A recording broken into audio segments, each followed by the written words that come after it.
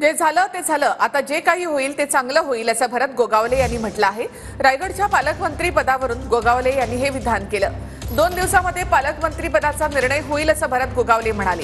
गोगावले, थोरवे आणि महेंद्र दळवी दादांच्या भेटीसाठी मंत्रालयामध्ये गेले होते।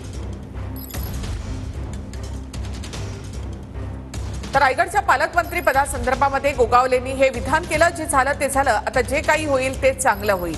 अर्थात रायगडच्या पालकमंत्री पदासंदर्भात अद्यापही निर्णय झालेला नाही। तर त्यावर गोगावले यांनी ही प्रतिक्रिया दिली। असे अजित पवारांच्या भेटीसाठी म्हणून गेले होते। दोघेही आमदार जे आहेत ते सातत्याने तटकरेंचा विरोध करतात आहेत, तटकरेंच्यावरती टीका करतात आहेत की तटकरेंच्या मुलीला रायगडचं पालकमंत्री पद मिळालं नाही पाहिजे म्हणून। जे झालंय ते झालंय, आता जे काय होईल ते पण चांगलं होईल आणि आता 2 दिवसांमध्ये त्याचा निर्णय होईल। तुम्ही कोणी काळजी करू नका।